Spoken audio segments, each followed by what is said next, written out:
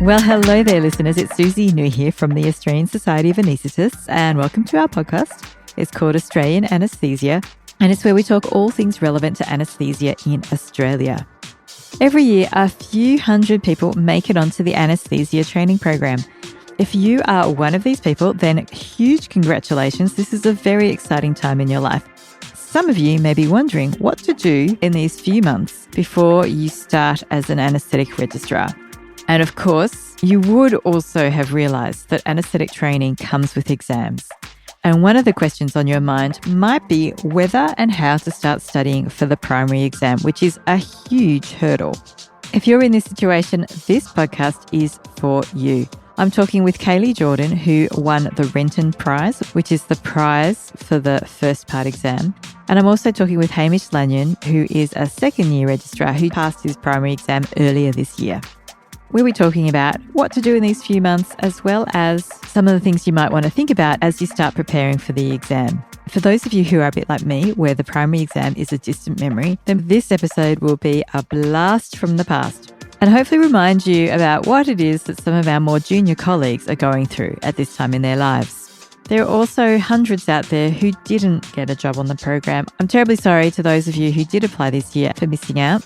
All is not lost. I do have an episode coming out soon, especially for you guys. All right, let's get into it. You're both so busy with your clinical load and all the Viva practice, so thanks for sitting down and doing this podcast with me. You're welcome. Hamish, when did you sit the exam? I was in the first sitting of 2021. Well done. Congratulations. And Kaylee, I hear you did very well. Congratulations for getting the prize and a merit. Do you know, is there a set number of people who get a merit? I think it's generally about 3 or so who normally get a merit. There's not a set number per year. It's just a year-by-year basis. It's based on the actual standard rather than having a set quota. I think so, yeah. But tonight we're talking because there's some people around the country who found out that they've got jobs on the anaesthetic training program. So congratulations to those people. And one of the things that they're probably wondering is whether they should start preparing for the exam as well as bracing for life as an anaesthetic registrar.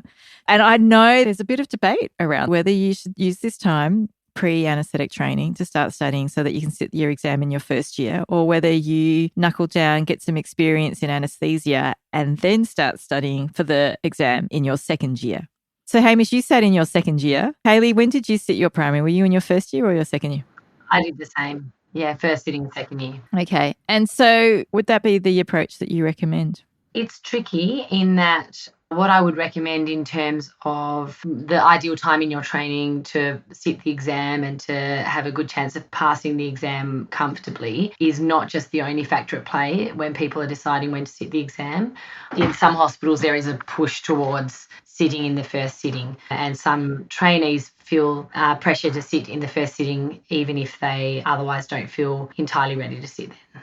Yeah, and it might be related to job prospects. I think it's probably more of an issue where people aren't on a rotational scheme and don't have a guaranteed job for the following year. Yeah. For people, as I said, who are pre-vocational this year, they've just been told they've got a job on the training program. Would they know at this stage whether they've got a rotational job versus an independent job, which is just for the 1 year versus for the full 4 years of training? Certainly in Victoria, they would. I'm not sure if it's a different system interstate. Okay. So that's probably a good thing for people to find out what sort of job they've got, whether it's just the 1 year or whether they've got a job for the rest of their training program. Absolutely. Yeah. If people are not on the rotational program, certainly it is in their interest in terms of job prospects to consider sitting in first year if they feel appropriately prepared to do so. And that's certainly a big stick, isn't it? Future job prospects. Yeah. And suddenly things that seemed important in your life may have to give way in order to guarantee future job certainty. Another thing to consider is that I think often at the time jobs are offered, the exam results are not necessarily released yet. It may come down to the fact that you've sat it all rather than whether you've passed at the time you're offered the job for second year. Just say someone's in that position and they're very strongly considering that they would like to sit in their first year. How would they know it's the right time to sit? What sort of things are they going to look at in their life to answer that question? Even regardless of the job situation, there's a strong culture in Victoria, particularly about sitting in the first year. I know when my group came through as new trainees, almost every single person had initially decided to sit in August of the first sitting, and then a good amount of them changed their mind. I think a lot of it comes down to knowing yourself, knowing how you study, and knowing how prepared you are to take that task on. I think you need to budget for a proper 10 to 12 months of study. If you go for 10 months, then that means you will have just been accepted onto the program and you need to start studying properly in October and have a plan and really hit the ground running. You should be, minus 1 week into your plan already. Some people are amazing and can just study consistently every week, week in, week out, without fail. I tend to be a bit more patchy, so I allowed myself more time. I knew there'd be weeks when I just wouldn't manage it very well. After I got onto the program, the whole process of the application and interview was pretty stressful, and I just felt like I needed a break. I felt like I was a bit burnt out. And I think having that self-awareness to say, just give yourself some time off and then take your time to set up your plan and then start. That's why I went for the sitting in second year. It's not something that you want to have a go at. It's something that you definitely want to give your best attempt, your first attempt, and pass the first time, because the mental battle of worrying about failing this exam is heavy and difficult enough the first time around. But if you have the history of having failed at once, even if it wasn't a proper attempt, that mental battle would just be that much harder. That's a really good clear point there, that for people who are listening to this podcast, which is probably going to be coming out in October, if you're not already 1 or 2 weeks into your study proper, then August is looking ambitious. I would agree. I think it's generally an exam that about 12 months should be put into. I think I studied for 10 months up until the written, 12 months, including the lead up to the Viva. And even when I was studying, a few people were starting to tell me I was leaving it too late. I think it's important to get advice from multiple different sources. Hamish and I both sat at similar time in our training. We put a similar amount of time into the lead up. However, there are always going to be people that have differing advice about that. The other point that we haven't touched on is the added thing of learning how to be a registrar while also studying for the exam. By the time they start as a basic trainee in February, they're already 4 months into their study plan and things are starting to pick up, and they're distracted and focused on studying and trying to avoid theatre time in order to hit the books. But at the same time, they're supposed to learn how to actually be a registrar and actually give an anaesthetic. So for me, I found sitting in the first sitting of second year very valuable, because it just gave you those few months to just learn how to be a registrar and learn how to put someone to sleep and work within a team without adding on all this extra distraction. You look like you agree with that, Kaylee. 100%. 100%. Those first few months are quite critical in terms of settling into your new role. It is a big step up from a resident position, getting to know the people in your department, working out who is going to be prepared to give you the help and support that you need for your training in the department, passing the initial assessment that you do in the first few months as a registrar. I think would be quite challenging to be doing at the same time as trying to prioritise primary exam study. It is a big volume exam. When I was sitting, I was working with Mark Reeves, who went on to become the chair of the primary exam. And he said of all the years that he'd been examining, one of the big standout differences between those registrars that tended to pass and those that tended not to were whether they'd put in their 1,000 hours of study. And 1,000 hours of study is about 3 hours average per day, every day of a year. So it's a huge volume of study when you're considering that you're also working hard. Exactly. So I think to answer your question from before, Susie, about when you're ready to take that on, I think you need to look at what's going on in both your work and outside of work and decide when you're able to dedicate that time and effort. That's a really good point. So you've got 1,000 hours of study to get in before you hopefully successfully pass your exam. And you've got a brand new job that you need to learn. So Again, thinking about pre-vocational trainees who've just found out they've got their job for next year, what could they be doing at the moment? I think taking a well-earned break at this point, honestly. I suppose if you are planning to sit in the second sitting, it's a good time to find yourself a study group and start the discourse around it, start thinking about resources and start trying to come up with a plan. Second year registrars will be a great resource as a source of study plans. Everyone will have a plan that they came up with, and you can have a look at a couple of them and try and figure out what works for you. I think it's good to start that pre-meditation early, because when your time starts, it just starts. But I would not start studying early. I wouldn't advise that. Have your plan and start when it starts, because studying for too long is just as bad as not studying for long enough. You will burn out if you try and study for 14 or 15 months before the written. So I would take time off and get organised and then get ready to start. But as Hamish said, that's the time that you can take to seek out people that you may wish to study with, seeking out people that may be able to help you, working out what resources you're going to use, deciding on an approach to how you might study the exam, because the approach that works for you is going to be very different to the approach that works for someone else. You've mentioned that a few times, Hamish, about getting advice from people, working out your resources, developing your plan. Is there anything else involved in hitting the ground running? There's a lot to those things. A plan for us certainly was a very specific thing. Our plan covered every individual week along the lead up to the exam. I know Kaylee has a different approach to this, but we studied via past SAQs, which for me I found quite helpful, because it was every week we had 8 SAQs-ish to get through, which gave you a clear goal that was digestible. So SAQs are short answer questions, and you can usually find them through the examiner's reports that are published through the college. So you didn't do the 8 SAQ a week approach? No, I absolutely did do SAQ practice. I did 4 SAQs to time every day, at least 6 months out. I started doing them.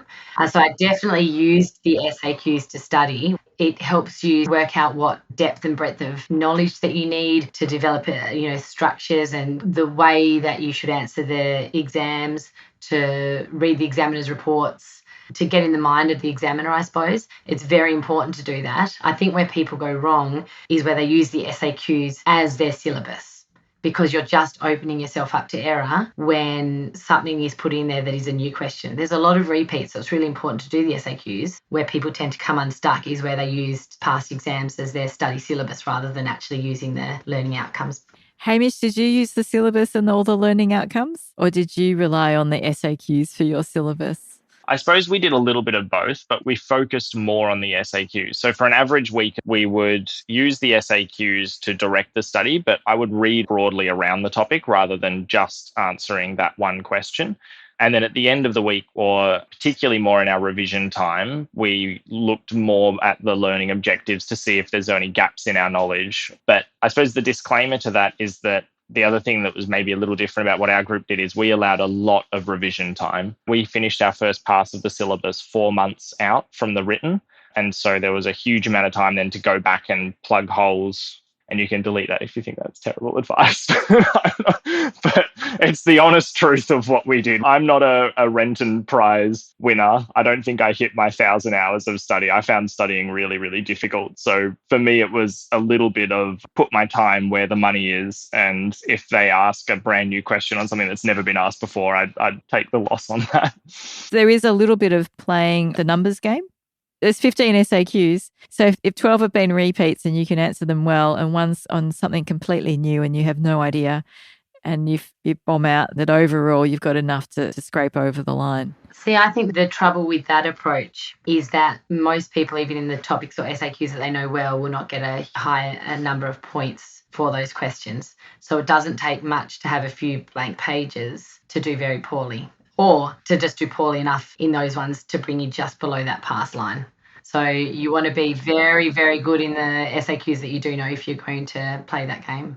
It's a risk, isn't it? What I do take away from what we just chatted about is the meticulous planning. It sounds like you had it almost planned to the week what you were going to be studying. Yeah. Oh, we did. Whereas mine was completely unplanned. I would not necessarily recommend doing that, but I had zero schedule. I just wanted to get through the syllabus and I didn't do it in order. I put the syllabus up on my wall And when I got home from work, I'd go, what do I feel like studying today? And I'd look around till I found a topic I thought was interesting, read about it and put a highlighter through that learning outcome or the several learning outcomes that I'd covered that day. And so when I got home from work and was really tired, I could focus on something I thought sounded interesting or easy. And then when I had a day off, say on a weekend, I would go, okay, it's time to attack whatever I'd been avoiding, like immunology, hematology.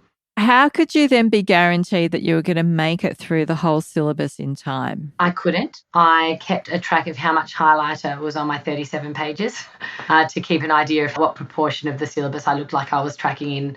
And I know that sounds like a very bad approach, and it probably was. But as I said, what works for one person doesn't work for another person. Interesting how different people do it, isn't it? I'm a bit more like Hamish. So I had days where I'd sit down and do an SAQ, and then I'd have days where I'd do revision instead, just to break up the style of study. Yeah, definitely. Sometimes I'd be doing one topic, I'd be a bit sick of it, so I'd go for a run and listen to a doctor podcast on a completely different topic. And sometimes that's all your brain needs to wake back up again. Yeah, I have a long history of leaving everything to the last minute with every exam that I've ever sat, aside from this one. So for me, it was about giving myself a deadline. And even within the week, I would still cram because I'm just shocking like that. But if I had tried Kaylee's method, I would have probably just procrastinated for 6 months and then had a panicked attempt. So I needed to construct barriers and boundaries for myself to force myself into actually doing the work. I did end up 1 week would end up approximately often being dedicated towards one topic because I'd just get on a roll with it. So when I got home, what I'd feel like studying is whatever I was reading the night before because it felt like the path of least resistance on a tired brain. So that's good. We've got completely different approaches to planning for the exam, but they both work. I know from before. You also had different approaches to study group. So I didn't have the option of a study group because I was the only person sitting at the small hospital that I was at. However, when I was at a bigger hospital for my final exam, I studied by myself as well. I think it's important if you're going to study in a study group to know exactly what the purpose of that study group is and making sure you use it for that purpose. I did definitely have contacts like WhatsApp groups of other people studying that we would discuss ideas and concepts and sometimes phone calls. So I did have somebody I could essentially study with or compare ideas with, but was mostly doing the study by myself. Yeah. And Hamish, you used a study group. How did you find your study group? I did have a study group, but we actually didn't study much together. So I know some study groups took the approach of dividing up short answer questions between each other and then presenting their answers to each other. We didn't do that because there's no way that you're going to learn a topic well enough if you just have someone else do the work and then listen to their presentation. I think you need to do all of the SAQs and all of the work yourself. We tried presenting topics to each other, but we only did it a couple of times and then we stopped. What I found really valuable about the study group was that it was a great resource to just send questions to each other when you wake up in the middle of the night, particularly closer to the end and have like a existential crisis over angiotensin. You can message people about that. And then the other thing was that it set the bar high for each other. I really appreciated my group because they were all very, very hard workers and really bright guys who were very dedicated to this. And so no one wanted to be the guy in the group that was falling behind. Yeah, so great accountability buddies. Yeah. Were your study group all from the same hospital? No, actually, because I didn't actually know any other trainees when I got on. My study group was a friend of mine from uni. I linked in with him and he was studying with 2 other residents. So that's how we sort of connected again. Did you catch up in person or via Zoom? No, COVID really split us. Like we didn't catch up in person once for the whole time. Actually, no, we did catch up once for beers and whiskey. Not a lot of study got done. I remember we did that with our study group too. Sometimes you just needed to call it and just have a night off from the exam. So did you study with your group then, Susie? Yeah, I had a study group where there were 4 of us and it was good. 4 would be a nice group size, I imagine. How many did you have, Hamish, for? Yeah, 4 as well. Just a good group of people to keep you accountable. But you mentioned for pre-vocational trainees to use this time to talk to people, to get advice. What sort of questions should they be asking? I think I would really just ask recently sitting people particularly about how they studied when they actually sat down at the desk, and ask a lot about their plans. The plan is the first thing to get together, but I found one of the biggest challenges when I started studying was that you've got no concept where to even begin, and it all just feels very absurd. I think learning how to study is a bit of a process in itself. I think it took me about 3 months to work out how to study again. It had been a while since I'd sort of sat any big exam, and I really do feel like those first 3 months were completely wasted time. So I don't really know how people sit it with 6 months.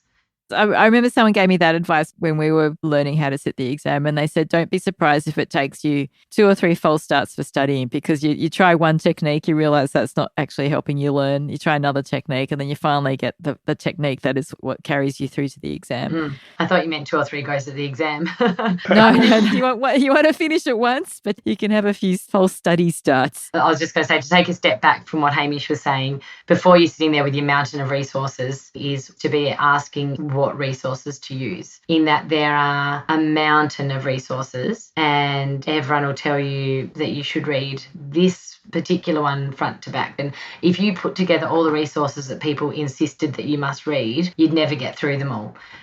So I think a good question to be asking would be advice on what resources to use and how to use them. There's a lot of different types of resources now. You've got the traditional books. You mentioned podcasts before, Kaylee.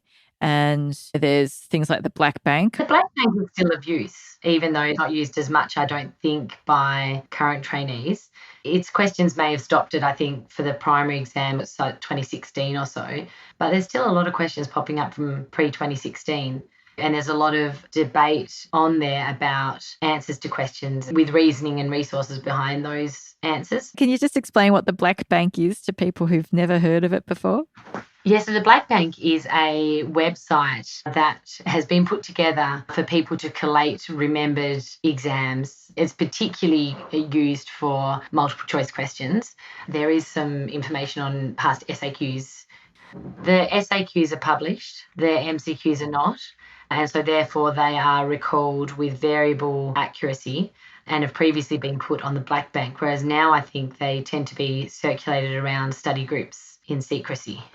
So again, speaking of resources to seek out, that would be a good place to start as well. And I hear also there's good sets of notes that are circulating. That's a resource that wasn't around in my day, but that's becoming another option. Mac 95 has become just ubiquitous for primary study. Did either of you use Mac 95? We were pre-Mac 95 days. I feel like saying I was pre-Apple. If there's any candidates out there who aren't aware of this as a resource, then you need to be. It's MAK 95 and it can be purchased online or licensed about $100. It forms basically the core of everyone who I've spoken to's study plan. It's got a few really nice features in there. This has just become a plug for Mac 95. They should pay me for this. I didn't realize you had to pay for it. Yeah, but it's very, very well worth it. The most basic thing that it does is it has all of the past SAQs collated together according to topic from all the past years back to, I think, 1999. It's up to close to, I think, about 600 SAQs.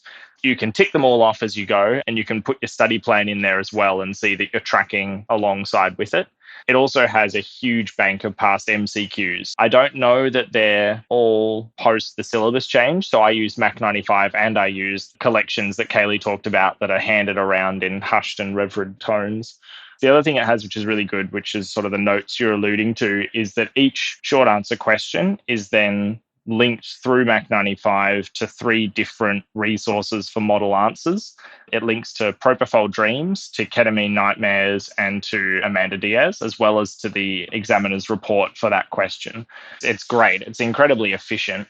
I think one of the pitfalls to it, though, which is something that I fell into a bit early in my study, is it's tempting to just use those model answers as a resource for your learning, but they're very much truncated.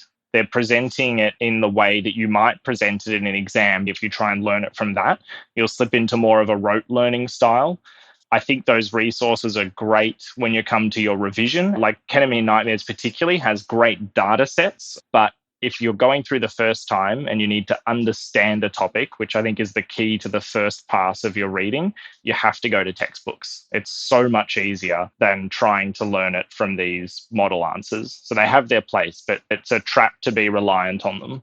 100% agree. I think that when you're looking at these short answers, you might look and go, oh, yeah, I get that. And then you come back to it 2 months later and you swear you've never seen the question before in your life.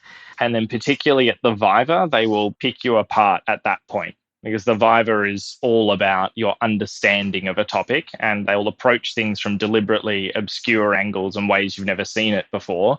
And if you've just learned it to regurgitate it on the page based on the SAQ, then you won't be able to manipulate the concepts in the way that they expect you to in the Viva. But if you understand it, the Viva is not a big challenge. It reminds me when I was a clinical medical student, we were assigned to a mentor and he gave us his one tip. And he said that when he was a medical student, he summarized Harrison's. And then he said that when it came to revising for the exams, he said, you know those books that are called lecture notes in? And there's all different, lecture notes in hematology, lecture notes in. Well, he said he'd actually already written his version of lecture notes in because that's what the summary of Harrison's was. Wow. I wrote my own notes and never looked at them again.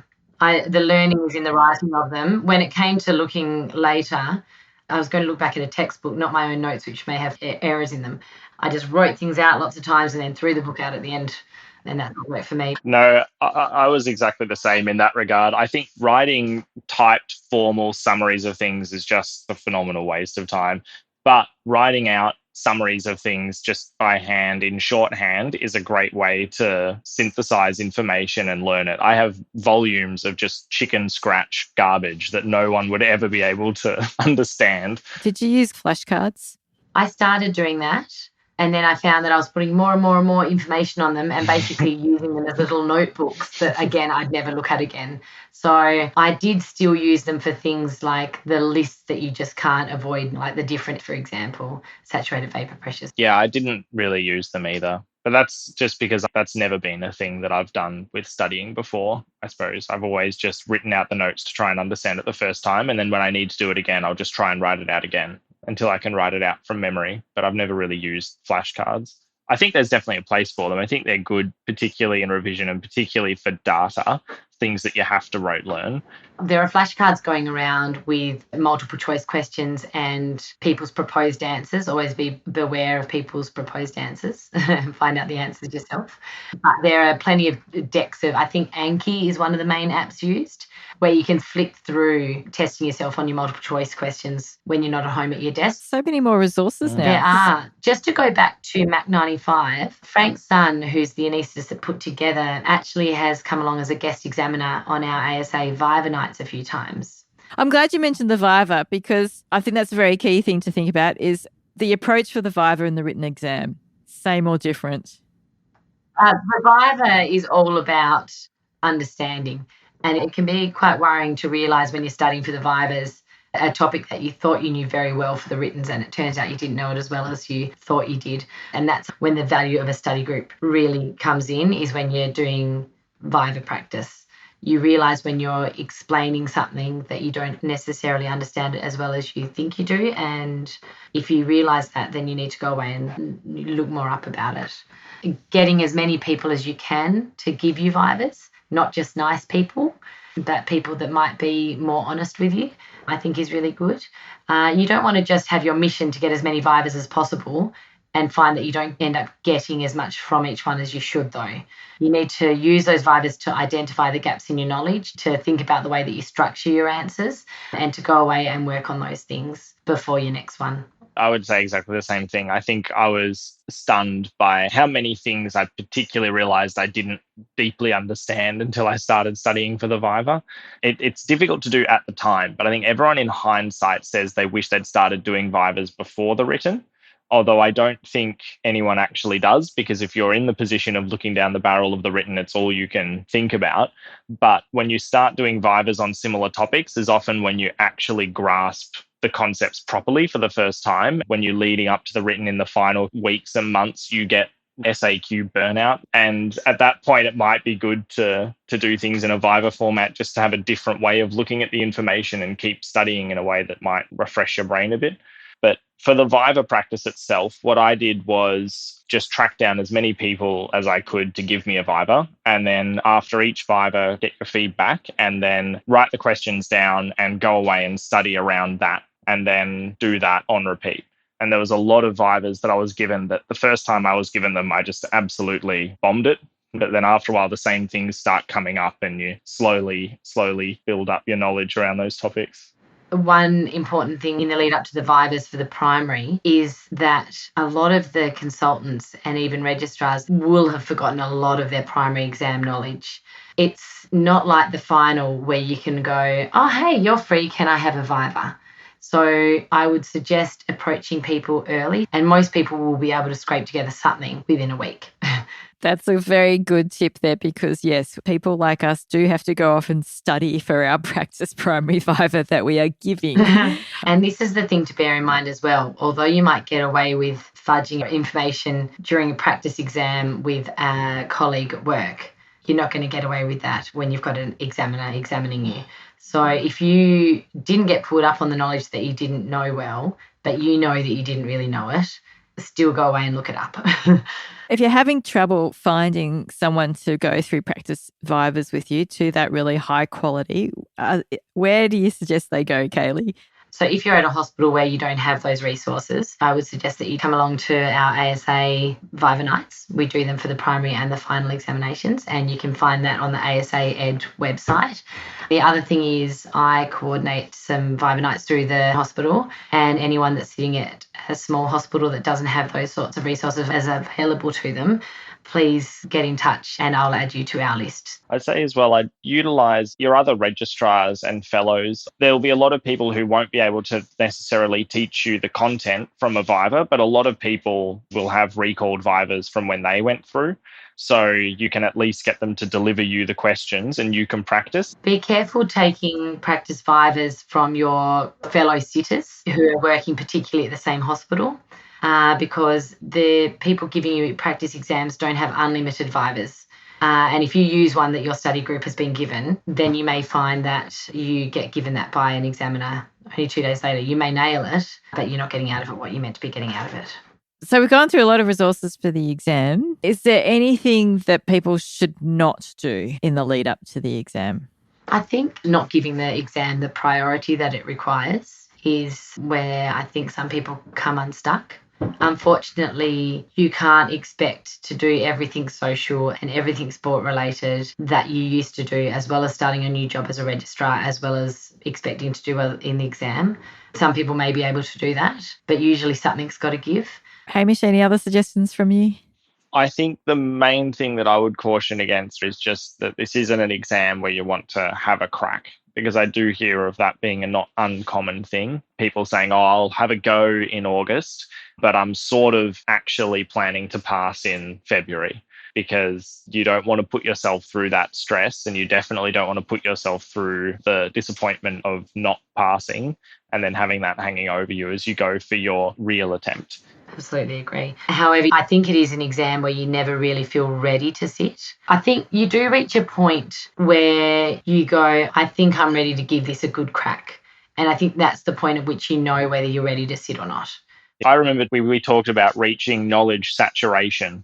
It wasn't that we knew everything, but you would learn something new and something old would fall out of your head at the same rate.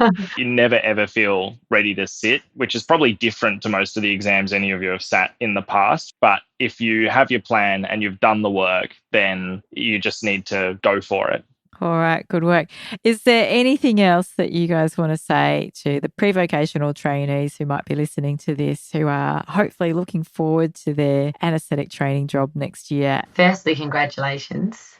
Secondly, welcome to the specialty. A lot of you have already, I imagine, done some time as an anaesthetic resident to have gotten the jobs that you've gotten for next year. It's a hard exam and it's worth it for the career that you're setting yourself up for. And it's worth it for the knowledge that it will arm you with for the job that you'll be doing. I'd say the same. It's a huge effort to have got onto the program. It's sort of welcome to the club in a way. I think once you're in, it's a great feeling, and it's a very welcoming and supportive and positive culture in anaesthesia. I know that the last couple of years for me have been like the best years of my career. The exam is difficult, but what you learn from it is genuinely quite amazing, and you'll have a depth of understanding of everything that you do that makes the job so much more interesting and engaging. And I think is one of the defining features of an anaesthetist is really understanding why you're doing what you're doing. Well done, and said by people on this side of the exam. The other thing that I would say, and I'm not saying this just to sound cliche, it is really important to still look after yourself. And when I said you need to prioritise things like not doing as much socialising in sport, it's still important to do some of that. You still need to escape out of your office sometimes to see a friend. You still need to make sure that you're exercising regularly, and you need to make sure that you're, check in with yourself to see how you're doing. You can always reevaluate a plan for when you are planning on sitting if that needs to be changed for any reason. Make sure you don't break yourself in the process of going through. Good tip, Kaylee. Hamish, you were a planner for your approach to the exam. Did you also plan moments of exercise in your week? Yeah, definitely. Exercise is super, super important. Exercise is almost as important as study in my mind, because it's what allows you to focus, allows you to sleep, allows you to stay on top of your mental health.